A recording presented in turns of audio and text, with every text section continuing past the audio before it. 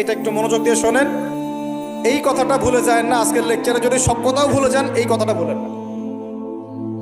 আল্লাহ পাক তার নবীকে বলছেন, হে মুহাম্মদ, বলেন সাল্লাল্লাহু আলাইহি ওয়াসাল্লাম, তোমার উম্মতের কোনো ব্যক্তি যদি আকাশ জমিন, পুরো আকাশ জমিন সমান গোনা নিয়ে আমার সামনে দাঁড়ায় কিয়ামতের মাঠে, তোমার উম্মতের যে কোনো ব্যক্তি, নর নারী, যুবক যুবতী, যেই হোক না, সাদা কালো, ধনী গরিব, হুএভার হি ইজ, তোমার উম্মতের যে কোনো ব্যক্তি আসমান জমিন সমান গোনা নিয়েও যদি আমার সামনে দাঁড়ায়, কিন্তু তার আমল নামার মধ্যে শিরিকের কোনো পাপ নাই। কোন পাপ নাই?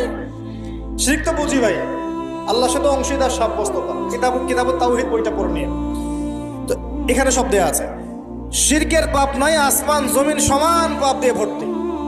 আমি আল্লাহ তার সামনে আসমান জমিন সমান ক্ষমা দয়া নিয়ে হাজির হব ইনশাআল্লাহ। মানে আল্লাহ পাক তাকে মাফ করে দিবেন ইনশাআল্লাহ।